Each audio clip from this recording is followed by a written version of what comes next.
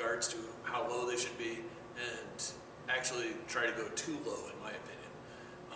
You need to find what you're comfortable with and what works best for you to be able to see and get your mechanics correct, to be able to shoot and execute properly. For me, I actually probably not in the best shape that I should be. I don't have a ton of neck flexibility, and I end up playing with my head quite above my cue, so I'm probably closer to the 10 inches to a foot range.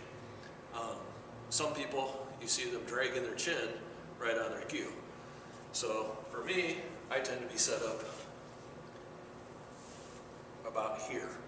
So I'm probably a foot to 10 inches above the cue, correct? On my chin. Yep. You see some people who are getting down there who are really dragging their chin down there. If I do that, I really can't even see the target that I'm trying to shoot at because my neck just isn't flexible enough. So you need to do what works for you.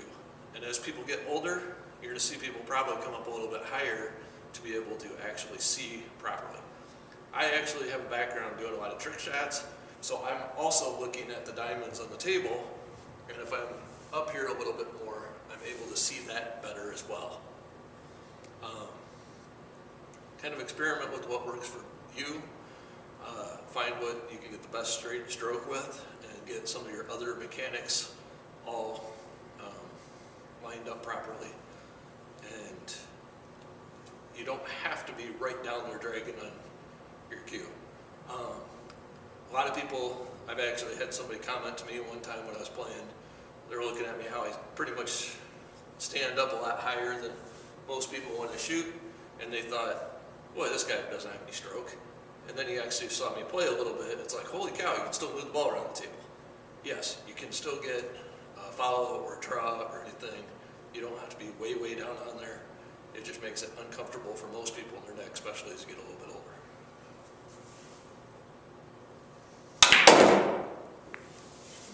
So Melissa will get down for just a moment, and look, we can kind of compare how Melissa is to me. Obviously, her hair is out of the way a little bit, but she's about an inch above the cue. She could actually experiment with coming up a little bit and see if maybe something works a little better where she can still see and strike the ball well, and may have better result.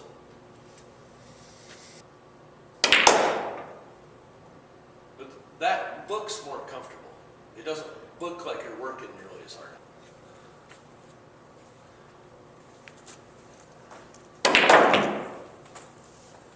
It seems smoother higher up. Well, I don't feel like I'm having to put as much into it. So when we walk around, one last thing with our heads, we walk around with our heads with our eyes level. So what we want to do is shoot with our eyes level. That's going to give us the best perspective. If you're turning sideways, your perspective's a little bit distorted, and if you're turning sideways the other way. So when I shoot, I want to make sure that my eyes and my head are pretty level.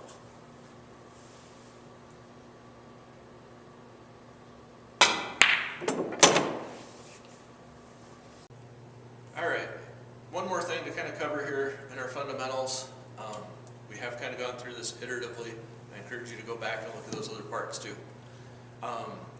We need to think about a couple of things that are happening. One is our eyes. So there's a couple different ways we could do this. You need to find what works best for you and then be consistent about it and do it the same way every time. One is I can get to my set position and then focus my eyes on the object ball and then do my pause, swing forward and hit my finish. Or I can get my set position, and then as I draw back to my pause, I can shift my eyes to my object ball. Or I can do set, pause, and then shift my eyes to the object ball. You got kind of three options, so you can do it either at set, or as you draw back, or at pause. Any one of those is right. The biggest thing to do is be consistent about it and make sure that you do it the same way every time. A lot of times you'll see players that start missing and they don't know why they're missing, and you start asking, what are you looking at when you shoot? And you realize that they're looking at the cue ball and they have not shifted their eyes to the object ball. Okay, so the last thing you can think about with regards to your stroke is how you want to do your breathing pattern. And I think this is somewhat important because a lot of people, it makes your body move, it kind of makes your body To breathe in is actually flexing a muscle, and then breathe out, you kind of relax. So what we've been kind of moving for is something that's relaxed and reducing muscle tightness or clenches.